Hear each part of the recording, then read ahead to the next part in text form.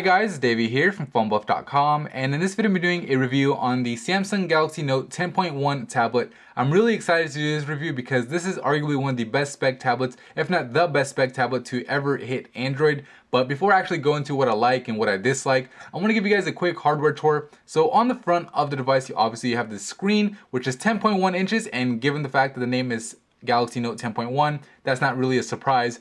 The resolution is 800 by 1280. It's a TFT display, and on the top of the screen you have a 1.9 megapixel front-facing camera, similar to what you'd see on the Samsung Galaxy S3. On the left and on the right you have speaker grills, so it's nice to have dual speakers. Got your Samsung logo here at the bottom. On the back of the tablet you have your Samsung logo again, 5 megapixel camera with LED flash. Got your typical little logos for Wi-Fi and 16 gigabytes, considering this is a 16 gigabyte model. On the left, bottom left, you have your S Pen. So you can just pull this guy out and you can see the Samsung logo. Got your physical button right there, which gives you a whole bunch of different input methods. And also your S Pen tip, which is pressure sensitive. So I'll go ahead and snap this guy back into place. You guys can see it's really firmly in there. I mean, it's not gonna fall out or anything, so don't worry about that if you're considering getting this guy. On the top of the device, you have a power button, volume rocker, volume up, down, micro SD card slot, you have an infrared signal, and then you have your 3.5mm headset jack as expected. On the bottom, you have your charging port and microphone, and that's pretty much it. On the left and on the right, there's absolutely nothing, and that's pretty much it for the outside of the device. On the inside, you have a 1.4 gigahertz Exynos 4 quad processor, so basically, it's a quad-core processor with not 1 gigabyte, but 2 gigabytes of RAM, and obviously that explains why I said this is the best spec Android tablet I've ever seen, at least. And you know, with 2 gigabytes of RAM with a quad-core, you know it's going to be giving you great performance, but we'll get into that a little bit later. As far as the rest of the internals, you have a 7,000 milliamp battery, and the device itself is not all that heavy. It only weighs about 600 grams. So let's go ahead and go into the review. I'll first talk about the things that I dislike, and then I'll talk about the things that I think are just okay, and then finally I'll finish up with what I like, because I do love ending my reviews with a positive note. So with that said, let's go ahead and get right into it. Alright, so the first thing that I dislike about the Galaxy Note 10.1 is the build quality. Now, it's not necessarily the way it looks. I think it's a pretty sleek looking device. I especially like the back. I mean, it kind of reminds me of a laptop. I mean, it looks like a laptop to me when you have it down like this, but when I talk about build quality, it's kind of like, you know, what most people complain about as far as, you know, Samsung devices in the past. Basically, it's kind of plasticky, and I've never really, you know, said anything bad about it in my reviews for Samsung phones. But on this tablet, it really seems to make a difference, because I'll go ahead and like kind of move it around, and you can actually hear it squeak. So I'll try to be quiet so you guys can hear it. So I don't know if that comes through on camera. Hopefully it does, but take my word on it, it does squeak, and I don't want my $500 tablet to squeak and sound like a little plastic toy. So that's a downside. I mean, really, it's probably not that big of a deal. Maybe the, you know, plastic material makes it, you know, more resistant to getting damaged when you drop it. I don't know, but anyway, that's one of the first things I dislike. Second thing I dislike is the fact that Samsung opted not to use a micro USB charging port. We have this Samsung charging port, so kind of sucks considering, you know, I have an Android phone. I have, you know, a bunch of Android devices or micro USB devices nowadays, because considering it's a standard, and the fact that this doesn't use it, you know, it kind of makes it inconvenient. I have to take a whole nother charger with me, you know, whenever I go out to places. So that's something that, you know, I really wish Samsung would have included it, but, you know, I know they went with this for a bunch of reasons, but nonetheless, I would have liked to see that. And the last thing that I dislike is the fact that the Galaxy Note 10.1 doesn't have NFC capability. I mean, my Galaxy S3 has NFC capability, and I'd like to be able to beam things, you know, to and from each of these devices, and the fact that it doesn't have it really is unfortunate. So anyway, those are the three things that I dislike, and honestly, that's not all that bad considering that it's only three. But let's go ahead and talk about, you know, what I think is just okay, and then we'll go into what I like.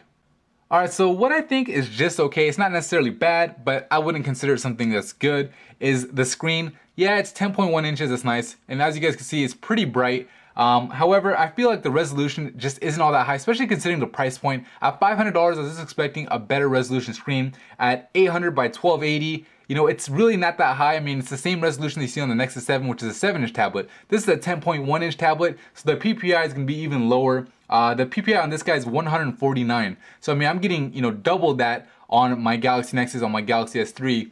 as far as the quality, and this is kind of something I wish that they would have done better. Now I'm not going to complain. I'll go ahead and show you a little video that Samsung included, which does kind of demonstrate the screen quality, so it's not that big of a deal. That's why I didn't put it as something that I dislike. Let me go ahead and find the gallery really quick. There it is. All right, so you guys can check this video out. Kind of impressed me, so maybe it'll impress you. I'll go ahead and fast forward maybe. So it is a little demonstration as far as the screen quality, and you guys can see it looks really, really nice. Just wish it was better. I mean, I don't know, I could have expected a little bit higher resolution, but like I said, it's not going to hinder your experience. 149 ppi isn't all that bad. Screen is really bright, the TFT display, and as you guys can see from this video, it isn't something horrible. So that's why I say something that's okay. The next thing that I'd say is just okay is the front and rear cameras. I mean, it's a tablet. I don't really care all that much about the camera. On the front actually isn't that bad. It's 1.9 megapixels, but on the back is really the one that, isn't good at all. I mean, it's 5 megapixels. I was kind of expecting it to be kind of like the one we saw on the Galaxy Nexus with 5 megapixels, but it's not. This guy doesn't really shoot video all that well. I'm gonna upload a video sample on the channel, so check that out, but it doesn't record in 1080p. It's only 720p, which is definitely something that I dislike. And considering that, like I said, this is $500, I just kind of expected a little bit more. Kind of feel like it's made it, it makes the tablet feel a little bit more overpriced when considering those two factors. So anyway, that's what I think is okay. But, like I said, it's not bad, it's not good, it's just okay. Let's go ahead and talk about what is good and why you'd want to get this tablet over the others. Alright, so let's go ahead and talk about what I like about the tablet, because I know that's what you guys have been waiting for, and honestly, there's a lot to like. First thing that I really like and what I feel like makes it stand out from any other tablet on the market is the S Pen. So I'll go ahead and pull it out, and notice that this little dock opens up on the right, and basically these are S Pen specific applications like S Note, S Planner, which is basically a calendar, Crayon Physics, you have Photoshop Touch and Polaris Office. Go ahead and open up S Pen and show you a little bit about this application. I did a full-on review and in-depth walkthrough on the channel, so if you guys want to learn more about it, check that out. But I'll go ahead and show you some of the features on here. So one, with the S Pen, with the pressure sensitivity, I could do, I could draw lightly and make little lines. I could push a little bit harder and make bold lines. I could, switch what kind of utensil I'm using. So right now it's a pen. I could use a brush. So for example, if I want to do a brush, I could do light little strokes. I could do dark strokes like that. Really cool, makes it feel like you're actually holding a actual paintbrush in your hand and you're actually using, a memo pad or a piece of paper. Another cool feature over here on the right is S Pen only mode. So basically, right now I can use my finger. If I tap this, my finger doesn't work. And what's great about that is because if I'm using my hand and putting my, resting my palm down on the screen, it's not going to detect my palm. It's only going to detect the S Pen, which really is what you would expect. When you're using an actual piece of paper, your palm isn't going to, put ink on the paper, but the pen will. So that's a cool feature. Like I said, you have a whole bunch of different, options here as far as utensils. You have different strokes that you can do as well over here on the right, but that's pretty much it. You can also change the colors. What I really want to show you though is the productivity tools, which I find really, really cool. Basically, the first thing you can do is right here, it's called Formula Match. So basically what I could do is, let's say I'm in algebra or pre-algebra, and we'll do x plus 5 equals 20. And I want to solve for x, right? It translates, my handwriting to text right over here. I just hit search, and it's gonna actually search Wolfram Alpha for my solution. So you can see x plus 5 equals 20, get a bar or a little graph.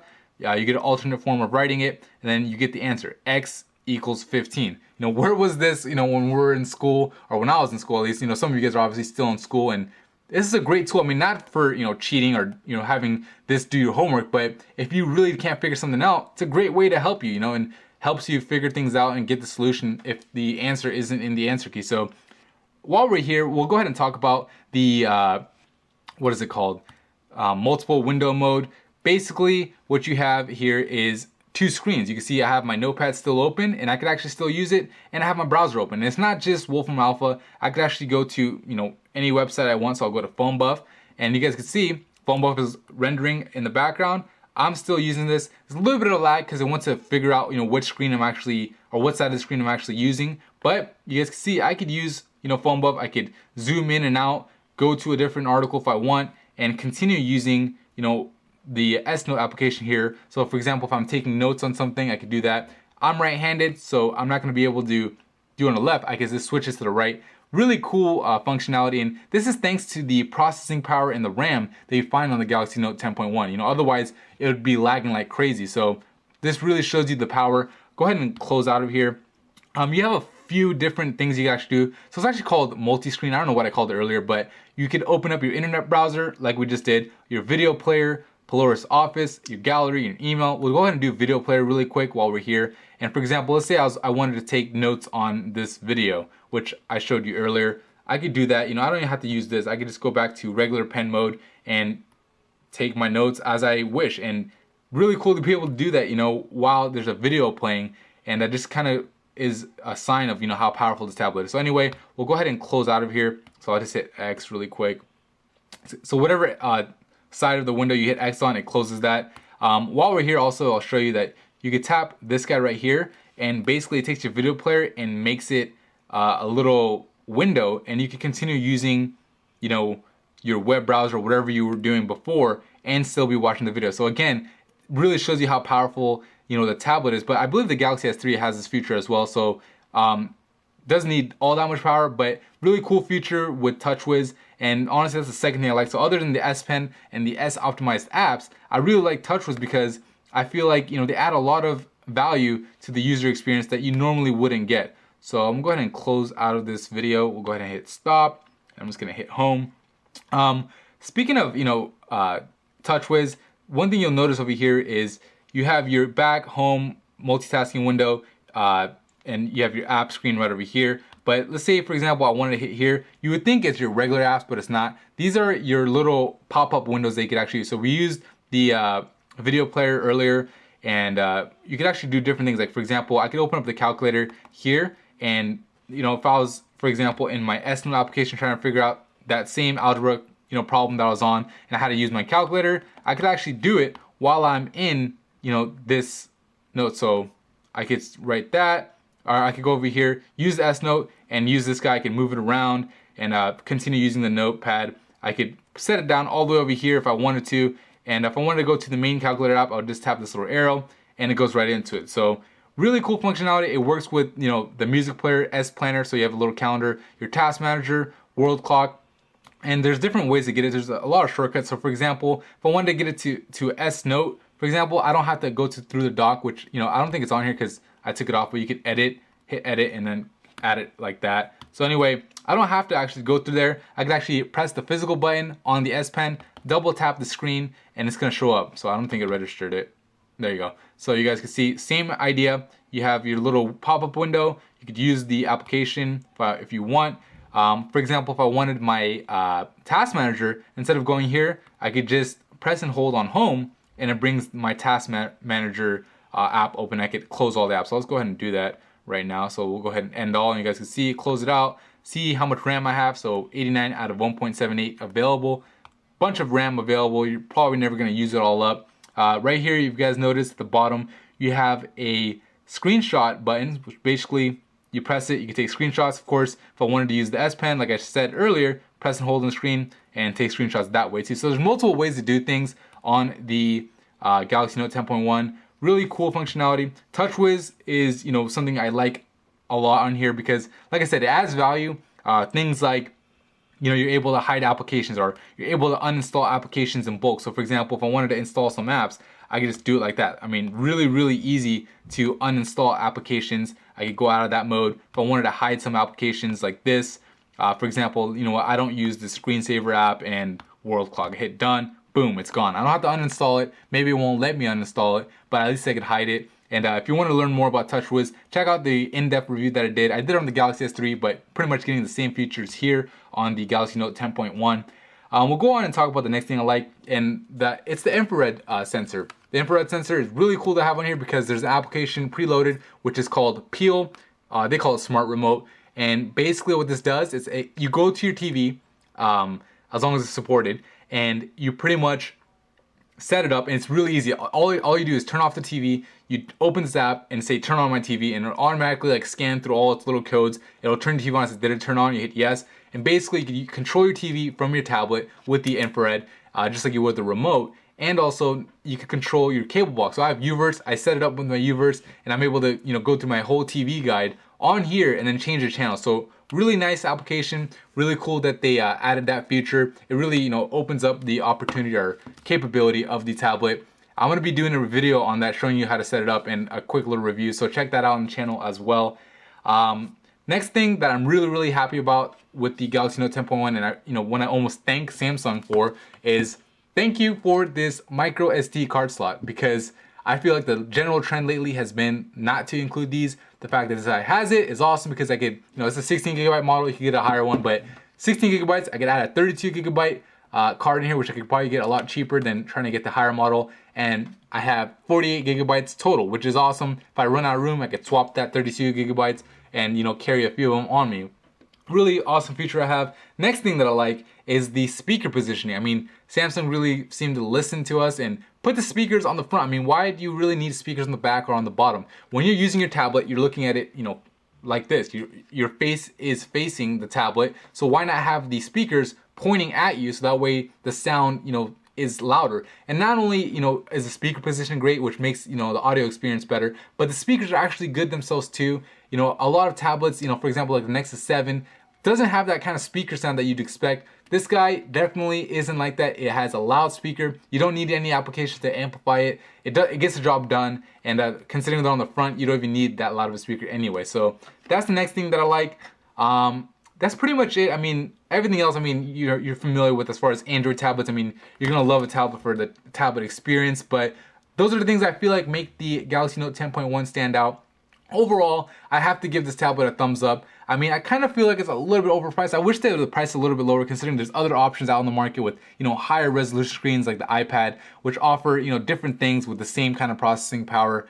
But, the S Pen experience really is what's really gonna make you want to get this tablet over another. I said really 3 times because I meant it. I mean, if you like the S Pen and if you're looking for a tablet that you can actually work on and write, and you're looking for a tablet that's gonna help you with school, for example, or a tablet that you're gonna be able to take a lot of notes on, this is it, because it really gives you almost like a lifelike experience as far as writing on a piece of paper. And like I showed you, it can help you with your math homework, it can help you draw shapes. If you're not comfortable typing, you can write and it'll translate it to text.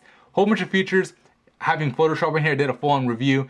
Being able to edit your pictures on Photoshop Touch, which is preloaded by the way. Normally this thing costs $9.99. You get it for free with the Galaxy Note 10.1.